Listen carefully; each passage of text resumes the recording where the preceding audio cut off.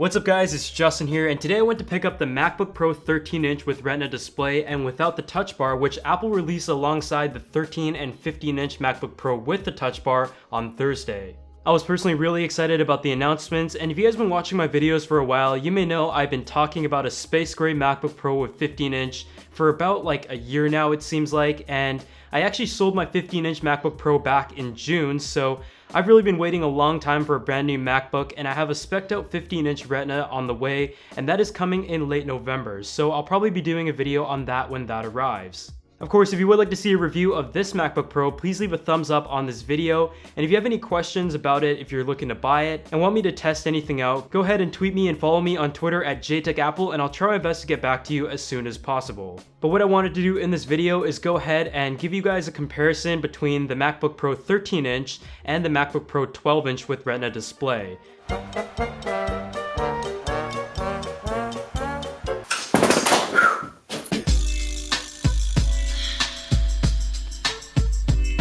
To start out, of course the form factor is going to be slightly different. The 13-inch you have a display that is 1 inch larger, but Apple has definitely slimmed down the overall size of the 13-inch compared to previous years of the Retina Pro. The MacBook 12-inch is pretty much the smallest computer that Apple offers now that they killed the 11-inch Air, and that is pretty much the reason why I enjoy using it for school. It is just extremely portable and really light, but it still has enough power for me to take notes, browse the web, use Twitter, and it can actually be capable for video editing. The MacBook Pro 13-inch comes in at just over 3 pounds and 0.59 inches thick, while the 12-inch comes in at 0.14 to 0.52 inches thick and weighs just 2.03 pounds. Obviously, this is one of the first factors to consider, and this is really going to have to come down to personal preference, and personally I've become very used to the 12-inch form factor, but the 13-inch is still extremely light and extremely portable, and the added power might be worth it for some, which I'm going to continue to talk about later in this video.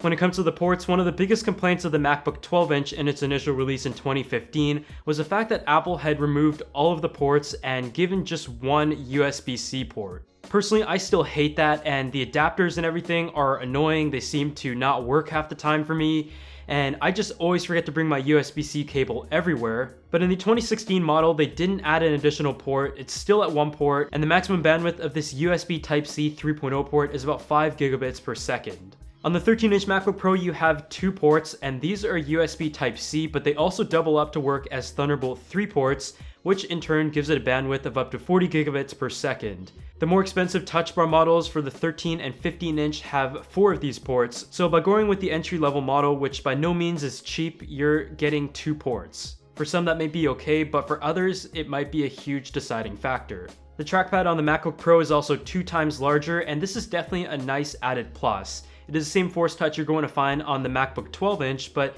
the extra real estate doesn't seem to take up too much more space in terms of the form factor, but it definitely adds for a great browsing experience, and especially for someone who video edits and clicks around all over the place, the extra real estate in the trackpad is definitely something I enjoyed. In addition to that, one of the first things you're going to have to get used to if you picked up the MacBook 12-inch and coming from an older generation MacBook is the fact that it has the butterfly style keys, and this is something that Apple has moved to in order to make their devices thinner. The MacBook Pro has a second generation of this style key, and I noticed that it is much more tactile and feels more like a chiclet style keyboard as opposed to the mushy one you would find on the MacBook 12-inch. One of the things I loved about the MacBook 12-inch from using it is that the speakers are actually really good considering it is on a computer, and the MacBook 13-inch this year has a set of stereo speakers and they sound amazing. I noticed that the sound was a little bit cleaner and louder than the MacBook 12-inch, but here's just a quick test, and I will tell you that the speakers on the 12-inch are still great. I had a dream I could buy my way to heaven. When I awoke, I spent that on a necklace. I told God I'll be back in a second. Man, it's so hard not to act. The MacBook Pro 13-inch also has a brighter display at 500 nits, and that is 67% brighter than before, bringing 25% more colors as well, and it is definitely noticeable. For most people, you're probably going to be fine with the MacBook 12-inch display, but if you tend to use your device outside a lot, you're going to really want the brighter display. When it comes to the spec sheet though, this is where there's a number of differences, and it's really going to be the deciding factor in terms of whether or not it is worth spending the extra money and going with the MacBook Pro as opposed to the MacBook 12-inch. The MacBook Pro baseline has a 2GHz i5 processor with 8GB of RAM, a 256GB SSD, and an Intel 540 integrated graphics. You also have the option to upgrade your processor to 2.4GHz or also 16GB of RAM or a larger SSD, but as soon as you add those upgrades on, which are definitely not cheap, you're moving into the territory of a TouchBar MacBook Pro.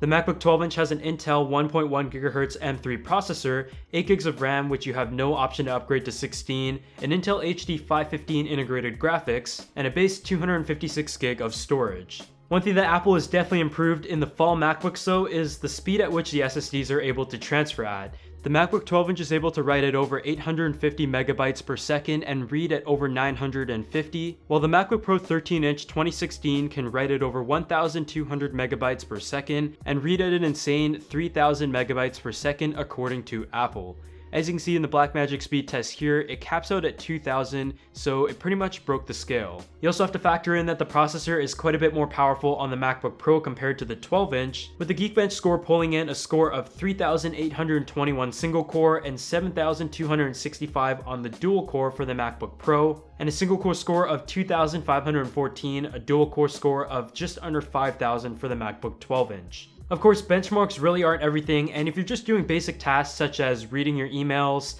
using web browsers, or just some photo editing, you're really not going to notice the biggest difference between these two computers. But if you're someone who regularly edits videos, the 13-inch is obviously able to serve you better with an i5 processor as opposed to a mobile processor for the 12-inch. Other than that, this has just been a quick rundown in comparison between the MacBook 12-inch and the MacBook Pro 13-inch, and although they are extremely overpriced each and on their own, they're both beautiful computers, great build quality, and for those who are integrated into the Mac ecosystem, you're definitely going to be very happy with either one, but it just really comes down to what you're going to be using. But for me myself, I've actually really liked the form factor of the MacBook Pro 13-inch with Retina display, as the previous models were still a little bit too large for me to take around as an everyday computer for school. Other than that, I hope you enjoyed this video, and I'll see you all in the next one.